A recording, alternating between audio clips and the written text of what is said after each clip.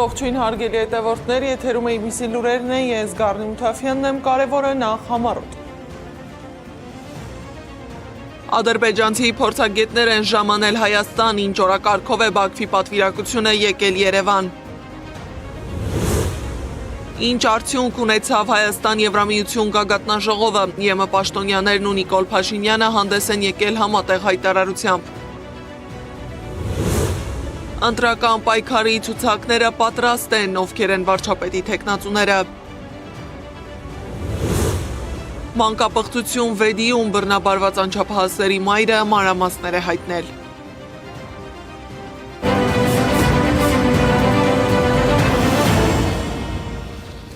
Երևան են ժամանել ադրբեջանցի փորձագետներ, նրանք մասնակցում են Երևանյան երկխոսություն 2026 միջազգային համաժողովին։ Համաժողովի օրակարգի համաձայն միջոցառմանը կմասնակցեն ադրբեջանցի քաղաքագետներ Ֆարհադ Մամեդովը, Ռուսիֆ Հուսեյնովը և Զաուր Շիրիևը։ Նրանք խաղաղության կամուրջ նախաձեռնության մասնակիցներ են։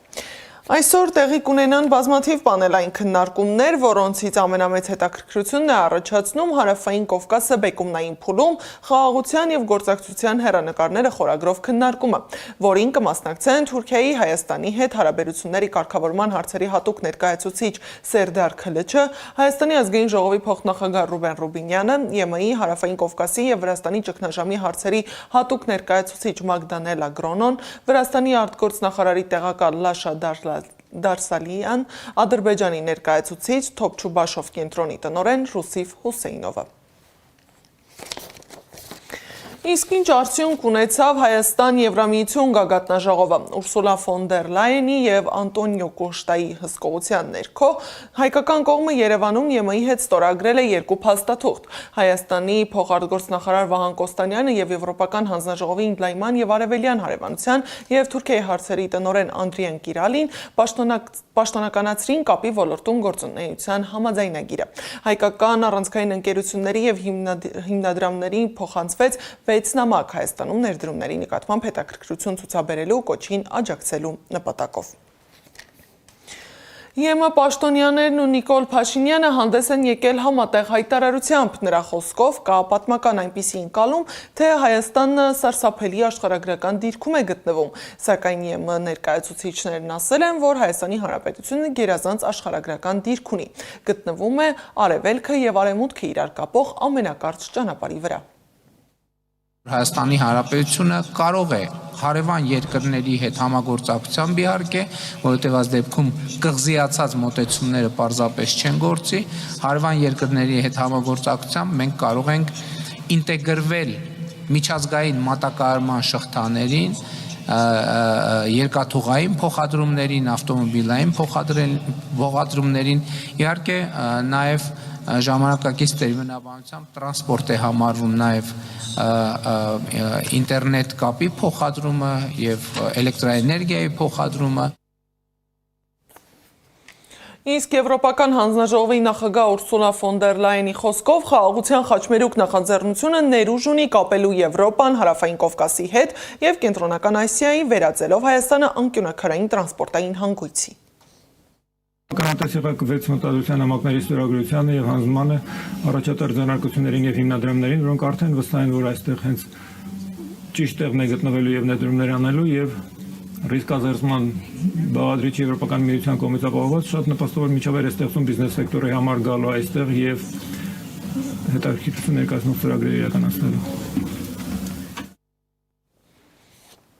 Եվրոպական խորհրդի նախագահ Անտոնիո Կոշտան էլ հայտարարել է, Հայաստանը դարձել է Եվրոպայի և Ասիայի միջև փոխկապակցվածության հանգույց, ԵՄ-ն Հայաստանի և տարածաշրջանի համար երկարաժամկետ գործընկեր է։ Եվրոպական միությունը շարունակելու է աջակցել տարածաշրջանային խաղաղությանը և նորմալացման գործընթացին, ձեզ հետ զուգընթաց աշխատելով, հանուն այդ ապագան միասին կերտելու։ Հայաստանը դարձել է Եվրոպայի և Ասիայի միջև փոխկապակցվածության հանգույց։ Եվրոպական միությունը Հայաստանի և ավելի ընդգրկուն տարածաշրջանի համար խոշոր երկարաժամկետ գործընկեր է հանդիսանում։ Արդեն 2 օր է Երևանում է նաև Ֆրանսիայի նախագահ Էմանուել Մակրոնը։ Նա այցելել է Ծիծեռնակաբերդ հարգանքի տուրք մատուցելու հայոց ցեղասպանության զոհերի հիշատակին։ Ֆրանսիայի նախագահը գրառում է արել Ցեղասպանության թանգարան ինստիտուտի պատվավոր հյուրերի հուշամատյանում։ Բայց Ֆրանսիայի նախագահների այցերը Հայաստան նոր երևույթ չեն, դրանք պարզապես տարբեր ժամանակներում ունեցել են տարբեր նշանակություն։ Թե ովքեր են նախկինում այցելել եւ ինչ նպատակով ռեպորտաժում։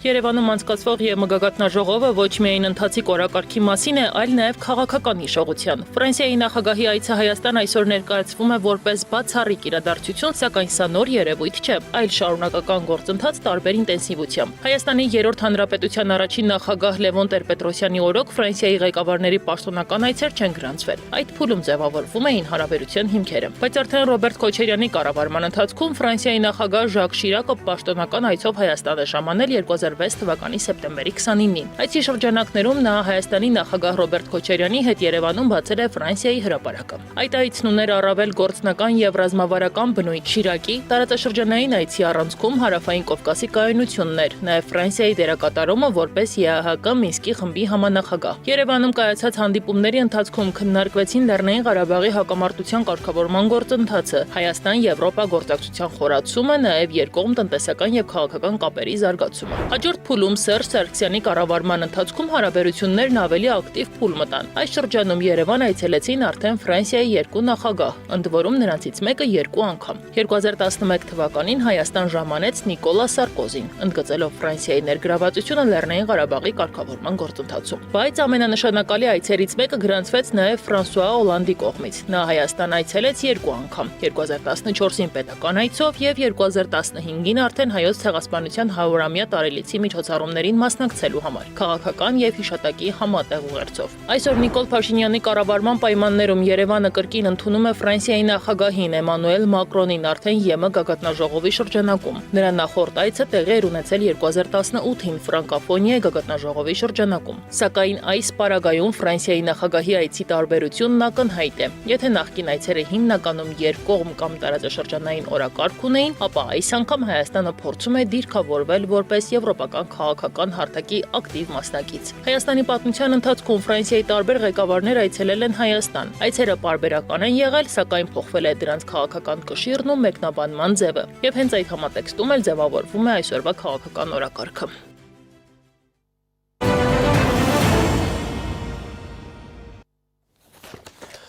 Խորհրդարանում մեկնարկել է այս գումարման ազգային ժողովի նախավերջին քարորյա նստաշրջանը։ Կենտրոնական բանկի նախագահի թեկնածու Մարտին Գալստյանը հայտարարել է, որ կայուն գնաճային միջավայրի ապահովումը պահանջում է նոր մոտեցում։ Նա նշել է, որ Կենտրոնական բանկը կանխարգելիչ քայլերով արձագանքել է գնաճին, բարձրացնելով վերաֆինանսավորման տոկոսադրույքը։ Գալստյանի խոսքով ճկուն փոխարժեքը թույլ է տվել զսպել գնաճը եւ ավելացնել պետական պահուստները։ Նա ընդգծել է, որ գնաճի նպատակային շեմը 4%-ից նվազեցվել է մինչև 3%, խթանելու երկարաժամկետ աճը։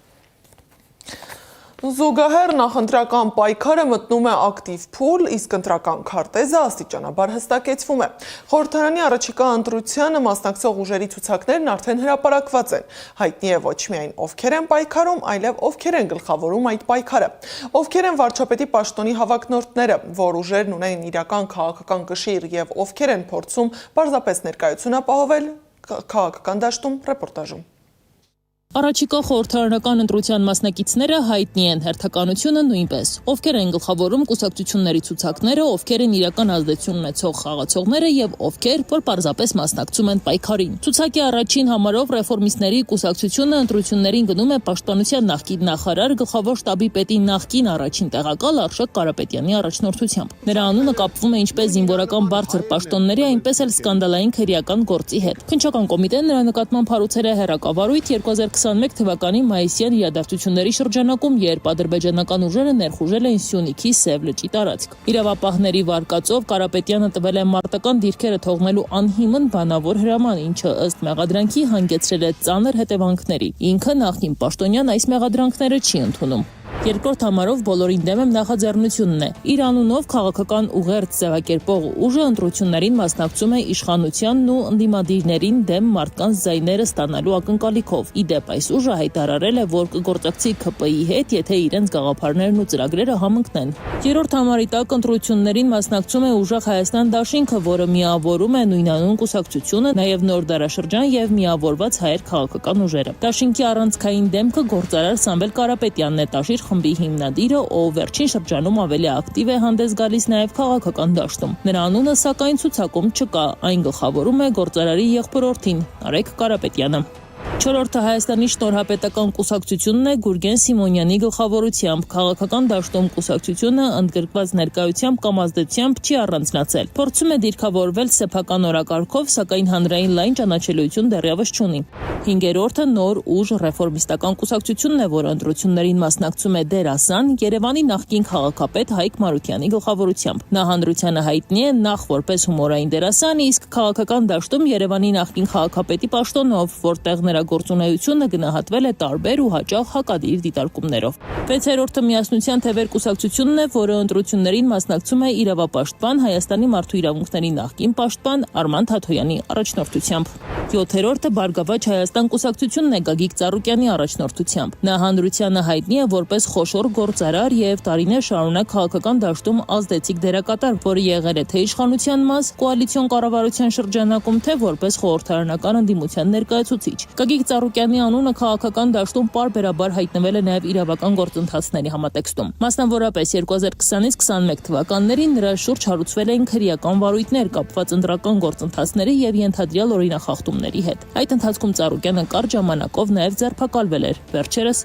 արդարացվել։ Ութերորդը ազգային ժողովրդավարական բևեռ քաղաքական ուժն է, որը ձևավորվել է Սասնա Ծռեր համահայկական կուսակցության եւ մի շարք քաղաքական հասարակական գործիչների նախաձեռնությամբ։ Ազգային ժողովրդավարական բևեռի ձևավորման քաղաքական ֆոնին հաճախ հիշատակվում է նաեւ 2016 թվականի հուլիսյան իրադարձությունների ժամանակ ՊՊՑ գնդի գրավման դեպք, որը կապված էր Սասնա Ծռեր խմբավորման գործողության հետ։ 9-րդը Քոչարի ազգային վերածնունդ եւ ազգի զարթոն կուսակցությունն է Արտակ Սարգսյանի գլխավորությամբ, ով նաեւ կուսակցության հիմնադիրն է եւ վարչապետի թեկնածու։ Նրա ղեկավարած ուժը քաղաքական դաշտում համեմատաբար նոր ձևավորված կուսակցություն է, որը պաշտոնապես գրանցվել է վերջերս։ Այսպիսով ազգային ժողովի ընտրություններին մասնակցող ուժերի քաղաքական քարտեզն արդեն հստակ է։ Մնացյալ կուսակցություններին եւ դաշինքներին կանդրադառնանք մեր հաջորդ ռեպորտաժում։ Հակոբ Կոջոյանի անվան կրթահամալիրի տնօրեն Ռուզաննա Երեմյանը, որը նաև քաղաքացիական պայմանագրի նախընտրական ցուցակում է, ստիպել է դպրոցի աշակերտներին Փաշինյանի այցից առաջ միանման շապիկներ հագնել քաղաքացիական պայմանագիր կուսակցության քարոզչական սրտիկներով։ Ահազանգը հնչեցրել են ծնողները, մեր նկարահանող խումբը եղել է այդ դպրոցում։ Տնօրենը բղավել է եւ պահանջել է դուրս գալ դպրոցից։ Աշակերտների վրա 7000 դրամով քաղաքական շապիկ վաճառելու ահազանգի հիմքով եք տարածքը։ Հիմա բաներ մի խոսեք։ Դե մենք նա բանը կեսել։ Դուք ով եք։ Ես ABC մեդիայի Սեդան եմ Մակարյան դրա։ Ես ձեզ հետ խոսելու բան չունեմ։ Ում հետ որ հարմար եմ գտնում, նրա հետ խոսում եմ։ Ահազանգում ինչպես Շատ շնորհակալություն։ Գնացեք այդ ծնողների հետ բարձրաբանում արեք, հեքիաթներ մի պատմեք ես։ Դե մեկնաբանեք այդ դեպքը։ Չեմ մեկնաբանում։ Իմ գործընկեր Սեդա Մակարյանի ռեպորտաժը կարող եք դիտել ժամը 18-ին ABC Newsroom-ի թողարկմանը։ Իսկ Արարատի մարզի Վեդի քաղաքում տեղի ունեցած դեպքը ցնցել է տեղի բնակիչներին։ Իրավապահների տվյալներով երկու անչափահաս քույրերին բռնաբարել են ընտանիքին ծանոթ մարդիկ։ Դեպքի մանրամասները ըստ ընտանիքի մտահոգիչ են, իսկ համայնքում հարցերը շատ։ Ինչպես է հնարավոր եղել նման հանցագործություն եւ ինչու են մեղադրվողները կարճ ժամանակ անց հայտնվել ազատության մեջ, Սեդա Կիրեխյանի ռեպորտաժում։ Վեդիի բնակիչները ցնցված են անչափահաս աղջիկների բռնաբարությունների լուրից։ Մեկը մյուսին պատմում են, վերլուծում ու հավատալ չեն կարողանում։ Աղջիկների մայրը պատմում է, 65-ամյա տաքսու վարորդը երեխաներին պարբերաբար պարապմունքի է տարել։ Իրենց ընտանիքի վստահությունն ուներ։ 65 տարեկան Դավիթ Այնազյանը բռնաբարել է քույրերին, բայց երբ նրանցից մեկն ասել է, որ բոլորին կպատմի, տաքսու վարորդը ձեռքերով բռնել է աղջկա կոկորդից ու սպառնացել։ Դրանից հետո երեխաներին տարել է իր հարևան 58-ամյա Արթուր Երեմյանի մոտ, որը եւս սեռական բնույթի գործողություններ է արել աղջիկների նկատմամբ, բայց դա վերջին անգամը չի եղել։ Ես առավոտ շուտ էթում բան, գործի, դաշտի եթում էլի կապ մապի կանում ցախնիկ հավքում երախոն ժամը 6-ին 7-ին եթում էր ինքը դպրոց Արթուր անունով քաշելա նստեցր ավտոն տարի եկեղեցի երախան չէր ասում հետո տարելա միանգամից դպրոց ավակ դպրոց է երախան եթում Հենց դպրոցում էլ տեղի է ունեցել բռնաբարությունը, ասում է աղջիկների մայրը։ Ընտանիքը համեստ է, սկզբում տնակում էին ապրում, հետո փոքրիկ տուն կառուցեցին։ Բնակիչներից մեկն էլ աղջիկների տատի հետ է աշխատում։ Հայրական տատիկին ճանաչում եմ, խելոք, աշխատող, գյուղացի ընտանիք են, խեղճ ապրող ընտանիք են։ Այդ լուրը լսելուց իմ կարծիքն է, պիտի այդ մարդկանց հրապարակում այդ շատրվանների մոտ, պիտի բերես բենզինը լցես ու վառես։ Ընտանիքից լսել եմ, որ խեղճ մարդիկ են։ Մայրը հավաքարար է, հայրն էլ քաղաքապետարանում այտենց աշխատում է։ Մաքրությամբ, մայրն ու հայրը։ Աղջիկների մասին դες չեմ լսել, չգիտեմ։ Այդ խելոք անմեղ երեխեքին տենց արյամ դաստիճակը, ուղղակի դե ապրելու իրավունք չունի։ Վատ բան է տեղի ունեցել, դե կարամասն, բայց դե ովքեր են ինչ են, թե չգիտեմ։ Քաղաքի բնակիչներից մեկը ճանաչում էր տաքսու վարորդին։ Գործի բերումով գնացել եմ, տեսել եմ ինքը հաճախակի կայնածա, խանութի դեմը տաքսիով, դուռը բաց։ Ազատության մեջ են հանցագործության համար մեղադրվող տղամարդիկ։ Կալանավորվել են, բայց 72 ժամը չլրացած նրանց բաց են թողել։ Տաքսու վարորդի տեղը հայտնի չէ։ Բնակիչները ենթադրում են Երևանում բարեկամի տանն է ապաստան գտել։ Իսկ Վեդիի համայնքապետարանում եւ Մարզկենտրոն Արտաշատում հետաքրքրված չեն տեղի ունեցած մանկապղծության դեպքով։ Փաստաբանական ու հասարակական համայնքը իրար խառնած դեպքը Արարատի մարզպետարանը հերքել է։ Սոցիալական ցանցերում շրջանառվող տեղեկությունը, ըստ որի Արարատի մարզի դպրոցներում անծանոթ տղամարդիկ աշակերտների նկատմամբ սեռական բնույթի գործողությունների փորձ են արել, չի համապատասխանում իրականությանը։ Մարզպետի աշխատակազմը պաշտոնապես հայտարարում է, որ վերոնշյալ հրապարակման մեջ ներկայացված պնդումները չեն հաստատվում որևէ փաստով եւ կրում են ապատեղեկատվական բնույթ։ Մարզպետ Սեդրակ Թևոնյանը առավոտից չի պատասխանում զանգերին, անջատում է։